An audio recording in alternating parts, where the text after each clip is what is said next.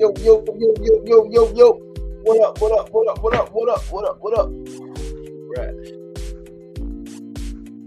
What's the deal? What's the deal? What's the deal? What's going on, beautiful people? Peace and love. Happy Friday. Happy Friday. We here. We live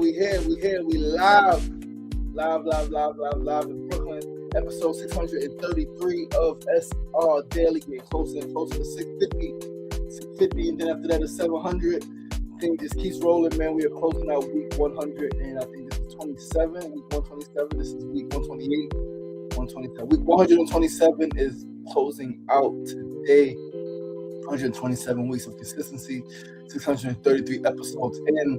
We are still rolling. Yeah, man, we here. We are alive. We are well. We are safe. We are able to express and be and all of the things, man. Having such a funny morning, right? Fucking having going back and forth with somebody, right? And I'm gonna talk about it later on the show for our tip, right? There are people. So let me back up. So you can propose a solution, right, to a problem. There are people who will say your solution will not work. There are people who they say they have a solution, right? And their solution hasn't worked. Not only not for them, but not for anyone who has done that. But they will be opposed to a new way, right? Yeah, it's the world is a funny place. Somebody said something years ago, right? A friend of mine's, I was, I guess, flirting with this girl. We were flirting back and forth. The sister and I went on a couple of dates, all right? And there was no sparks that flew, all right? Great conversation, right? We had some great conversations, but there was no sparks, right? It was nothing that flew. There was nothing. It didn't go any further. We went on like 2-3 dates, and there was nothing more than that. And I remember telling a sister of mine, right? Someone who is a sister who has never been any dates or any flirting, anything like that. The true sister of mine is not my biological sister, but a sister, right? Telling her about this other sister who I was attracted to and going on dates with. And she read a few of our interactions on social media and it was like, she ain't even smart enough to keep up with you, bro. Like, and I was like, nah, like, because I learned some things from this sister who I went on a few dates with, right? I learned some perspectives from her, right, on certain things, specifically around parenting. This is right when I was right after. This is before or after?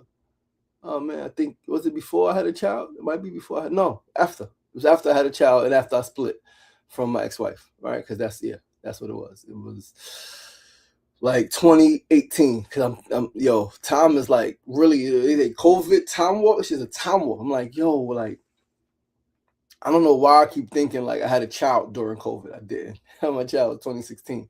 All right. So it was like 2018, years before COVID that we went on a few dates, 2018, 2019, maybe.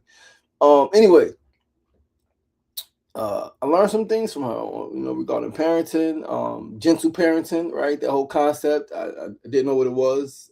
I knew already that I was a parent who didn't hit my children, right? Who wasn't going to call my children names and all of that stuff. But I never heard of the term gentle parenting, or it wasn't even gentle parenting. It was conscious parenting. It was a group conscious parenting that she put me on to, where I learned these different terms and phrases that people are using to describe what I would just call good parenting, right? Good parenting. You don't hit your children. You don't yell at your children. You don't curse at your children. You don't call them names, right? You don't do all of those things, man. You see your children as humans, as albeit maybe smaller humans, little humans, however you want to say it. But like, so anyway, so I'm going back and forth with my sister. I'm like, nah, she's like, bro, like, I'm reading some of the interactions and she's not on your level intellectually, right? And I'm like, whatever. So anyway, the sister and I both realized that nothing was gonna happen, right? Like, we didn't have that level of attraction to each other, and so cool. Let's just remain friends right? Which is what we did, right? Remain friends. And the more I've interacted with her, the more I've seen exactly what my sister is talking about. Was like, she's not even on my level intellectually, and I say that humbly, right? Because there are some women whose levels I may not be on intellectually, and that's cool. Some people, period, brothers, sisters, who level I may not be on, and I think there's nothing wrong with saying that. When you say that to somebody, people I think often get offended, right? Like, it's okay. Everybody's not on the same level. Everybody's not in the same space, right? Intellectually, like spiritually, intellectually, creatively, however you want to fucking put it. There are people who are at different levels in their life, and they're at different levels than you are, and that's fucking okay. But yeah, interacting with that sister today, and I'm like, yeah, like, yeah. Anyway, what's going on? We live on Facebook, live on YouTube, and live on TikTok. We are back in New York City. Miami was an incredible experience, man. The journey home was long, and I was talking to Mona last night, and I'm like, yo, our whole relationship has been about the long path. Whole relationship, long path, right? Fucking 7.5 hour hike, fucking hitting the bear, all type of shit. It's been the long path. And our way home, of course, we had a very quick flight there, very safe, uneventful flight there. We got through fucking TSA and LaGuardia quickly when we left. It was quick, it was easy, it was fast, right? But coming back, yo, long path, but we here. All right, we survived. No fighting, no arguing, no none of that stuff still. All right, and that's a beautiful fucking thing. We're able to manage the challenges with space and with grace and with love and with communication and with compassion and empathy and all of that shit and understanding, which is a beautiful thing, which is something I've never experienced before in a relationship, right? Even I mean, maybe the only relationship I've experienced like that was a family relationship, all right, and probably with my aunt, all right, probably with my aunt, my dad, all right, that's probably it, all right, like my mama, my siblings, probably my brother, right, one of my siblings, my brother. There was no name calling, no none of that stuff, because other relationships I had, even if it wasn't yelling and screaming, it was definitely name calling. It was name calling. It was I've had some tough relationships, right? Where yes, I was sometimes the quote unquote bad person, uh, and other times when it's just some tough relationships. So this shit is absolutely refreshing. Um, that we can have tough moments, right? We can have some uncomfortable experiences, and it still not lead to the other stuff that too many people normalize, right? Like, oh, relationship, there's challenges. Yeah, challenges don't include yelling, screaming, fucking fighting, hitting, all of that stuff. Challenges don't have to include that. That may be part for some people, but it doesn't have to. And I think too many of us have normalized that in relationship, right? Like, we've equated challenges, we've equated relationship struggles with the fighting, right? Yeah, it feels good to not have those experiences at all. But anyway, let's pull up these notes, man. We got a show to do. We gotta get out of here quickly. Got a funeral to go to today, man. Dearly beloved Nicole Austin, Queensbridge, sister, daughter, cousin, friend, aunt, niece. Transitioned early in the week, Monday transition. I've known her a long time. Great majority of my life, 30 plus years. Her brother, younger brother, who's my age, she's older than me. She was my sister's age, 48. 48. Younger brother is one of my best friends growing up. Her dad was my hero, right? Her dad, Chick Walter Austin. I spoke about him on the show before. Ran our team program, took us on college tours, did all of this shit. So very close with her family, her siblings, aunts and uncles, her dad, I know her mom, all right, grandparent, right, her grandmother rather, who also recently transitioned. But yeah, man, Nicole Austin, as my aunt would say, got out of Dodge, right, left this earth realm. return back to the invisible spirit realm where she's all over the universe. All right. I think I had a dream about. I think I had a weird dream last night. I'm trying to. It's coming back to me because I was crying in my dream, and there were a few people who transitioned in my dream. Few friends. Because I think right before I was going to sleep, I was thinking about today, and I was thinking about how many funerals there have been this year already, right? We're coming to the end of May, and there are some funerals I didn't make, right? I was hunger striking, I was on my sleep out, and some funerals I didn't make. But damn, how many people that I know personally, right? And I'm sure there's many more who I've never met, never heard of, no connection, no human connection, right? And anyway, but how many funerals of people younger than 50 that have already happened this year? How many homegoing services of people younger than 50, people in their 40s, people in their 30s? It's like, man, what the fuck is going on? What the fuck is going on, man? But yeah, so I'll run through these notes, man, get the show done, and then head out to the neighborhood, to Queensbridge, go to the funeral, go show some love, some support to the family, man, and to her, right?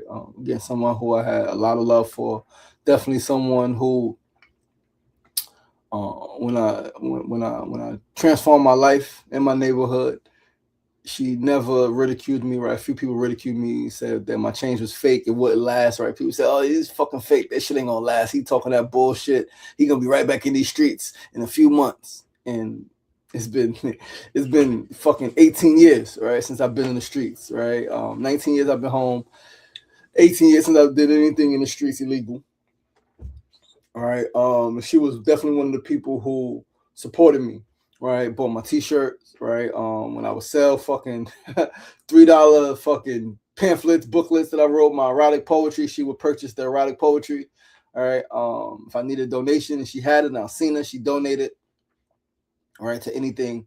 So yeah, man. Rest in peace to Nicole Austin, right? Dearly beloved, rise in power. May her spirit be received. May her consciousness expand. And may all of her best thoughts, best dreams be imparted into and onto the people who love her and be executed by the people who care about her and carry her legacy forward.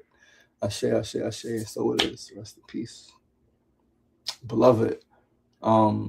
Yeah, let's pull these notes up, man. Let's get to the show. So we're gonna start today's show. Once again, it is Friday, May 22nd, 2026, episode 633, closing out week 127. We're gonna start with a first segment of the day. Today's first segment is a word of the day. Today's word is expensive.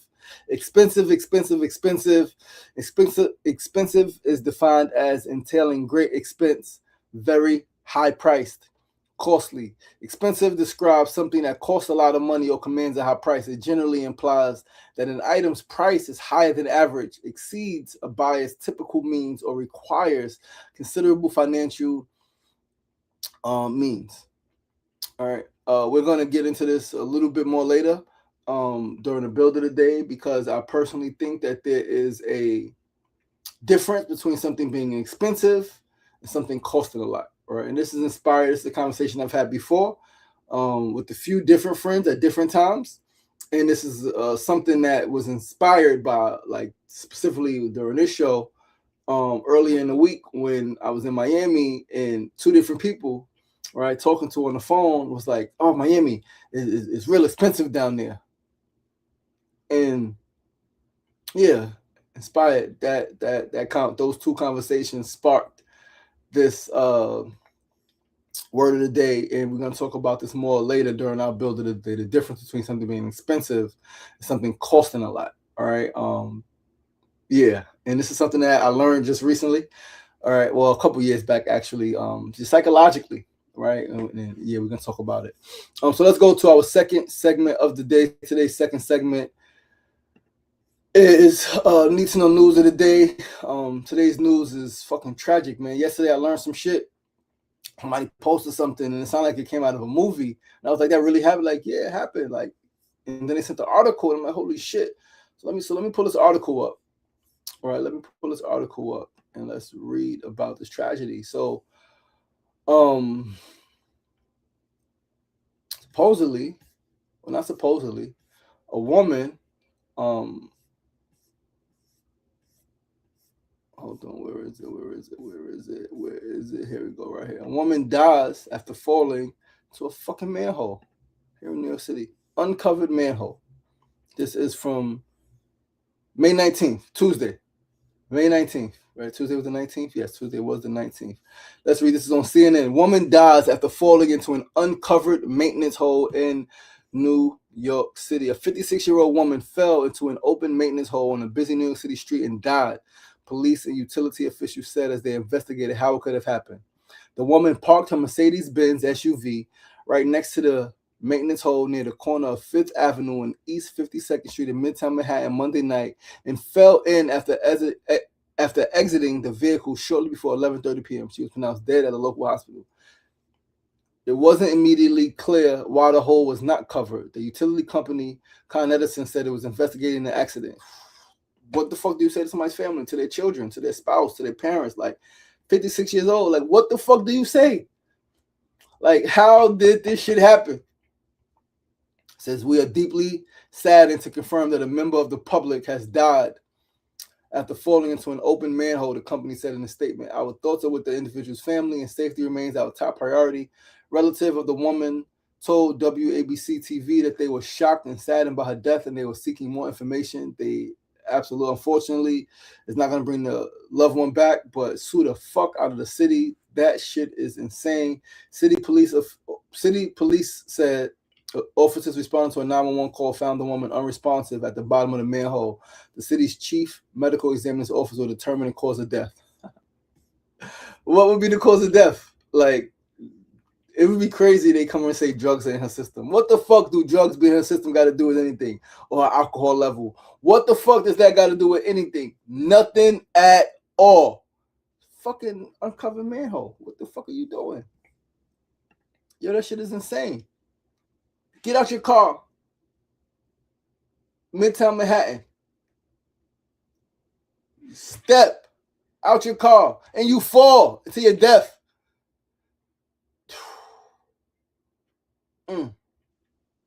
That's some Final Destination shit, man. Like, fucking insane. Insane, absolutely insane. Yeah. That's ridiculous, man. Absolutely fucking ridiculous. I don't even know what to say. Rest in peace to her. Send love to her family. That's crazy. Like not hit by a car, stepping out your car, like not like a stray bullet, not like anything that could be quote unquote normalized in the city. You step out your whip and you fall down a manhole. Like, that's some wild shit, man. Damn. Yeah, I when I saw that yesterday, I was like, yeah, that's the news of the day for tomorrow. Cause like, what the fuck, for real? Like, what the fuck, for real? Hold on one second. Like, oh shit. Like, how could that happen? Like, yo, some crazy shit, man. It's 1,000 Ways to Die, right? That was the show. 1,000 Ways to Die. I watched a lot of episodes of that show. Days I watched fucking 20 episodes of that shit. Right? 1,000 Ways to Die. There really are 1,000 ways to die and more. Right? But yeah, let's go to our third segment of the day. Today's third segment, our tip of the day. Today's tip is to fucking take responsibility for conditions in your city and in your nation. Do not be like certain people, man, who pass the fucking blame. Yes, the major problems, even the small problems, are systemic. 100%. They're systemic, they're systematic, it's very real. But systems are made of fucking people. They're not made of fucking aliens. They're not made of fucking animals. They are people. They are men and women who are mothers and fathers, or grandmothers and grandfathers, brothers and sisters, sons and daughters, who comprise our systems. Waiting for the current systems in place to address the problems you care about is insane. Sister said, just The only thing you could do is call your reps. That's the only thing you could do is call your reps. I got a different level of activism and fire and responsibility inside of me. Take fucking responsibility. Take responsibility. Take responsibility for the problems that you care about, especially the ones that exist in your neighborhood, in your block, in your building, in your city, right? Ask yourself, what more can I do? Like, what more can I do? What more can I do? And then do that shit. Do that more. Whatever that more is for you. If for you the more is calling your reps, call your reps. But don't sit back after that and be like, my job is done. No, what more can keep asking yourself, what more can I do? What more can I do? I did this, I did that. Now, what more can I do? Can I organize a group of people to show up, right? If it's about the current political structure, show up in Albany, to show up at a politician's office, right? Can I organize a few people to build a new system, right? Like, what more can I do? Ask yourself, like, don't like take responsibility for the conditions in your city and in your nation and in your community. Do not. I think one of the worst things, and what's funny is right before the show, I saw the sister comment again, and I'm not even responding anymore. I'm not gonna respond. I'm gonna see what she said, right? But I'm not gonna keep going back and forth. Like, you think some people think, because this is not just her, it's a lot of people think that it's their job to fix it. It's their job to solve the problems. They're the ones that create the problems. They're the ones that's going to solve the problems. That's kind of insane. You expect the people who cause the problems, who allow the problems to happen and continue to allow it to happen, to be the ones to also solve the problem. That's fucking insane. To me, in my perspective, that is absolutely fucking insane. I'm not going to do that shit. I'm not going to call my councilwoman or my assembly member. I'm not doing it. And be like, yo, there's a problem over here. You got to fix this. That's not going to be some like, and if I do, it's not, yeah, I don't know. I'm going to always ask myself, what more can I do? How can I impact change? How can I create change in my neighborhood and in my city? What can I do? Right. And so that conversation was sparked because yesterday I spoke about the issues that I saw in the subway, right? People who are houseless, homeless, dealing with mental health challenges, right? Just yelling, screaming, right? On a train in Harlem, right? Somebody had took a shit in the staircase, right? A lady had, shit on her body, on her clothing. I spoke about those issues, and in that I said that for me, I know that because I was thinking out loud. I was like, maybe I need to move to a different city, right? Generate more income so I can solve the problem. Her response was, right, the sister response was, well, it's not an individual thing. I'm like, and then she went into all the stuff about freaking care packages not solving the problem. Like, who said anything about a care package? Just because I said I need to go generate more income, I'm talking about generating more income to build this fucking world healing system, to institute these fucking changes, to build this school, to do all of this shit that's going to solve the problem. Some shit I know you can't, it's not going to be solved like right now. With most people, yeah, I don't know, shit crazy, right? But I'm so glad that I'm not someone who passes the blame. I'm so glad that I'm not someone who relies on the system to solve the problems in my society, in my city, in my community. I'm someone who is going to take action. I'm someone who was always going to figure out what more can I do, even if it is about getting the government to do more. Cool. But in the meantime, in between time, what fucking more do you do? All right. And I like to say, and I'm very cautious, especially, generally on social media, generally in conversation, but especially when it comes to women, Black women, my sisters, right? Very cautious of how I communicate and how I debate online. Because part of me is like, that's very passive, right? Just always just call your reps. It's very fucking passive. Very, very, very, very, very passive. And it passes the blame. And like, again, me knowing certain people who do that is like, yeah, you comfortable living your fucking life the way you live in your fucking life, and you aren't really doing anything to address the issues. You may show up at election time and vote. and then condemn the people who didn't vote or who didn't vote the way you wanted them to vote. All right. So shit is a lot. It's a lot. We're gonna move right along though, because we got a little bit of time left and we gotta get out of here quickly. So let's go to our fourth and final segment of the day. Today's fourth segment is a build of the day. As always, today's build is on the difference between something being expensive and something costing a lot, because there is a difference. Priceless. What's going on, my brother? Peace and love on the check-in on TikTok. I'm on the love is on the check-in on Facebook. Peace and love. Listen, there is a difference. Right, there's a distinct psychological difference between something being expensive and something costing a lot.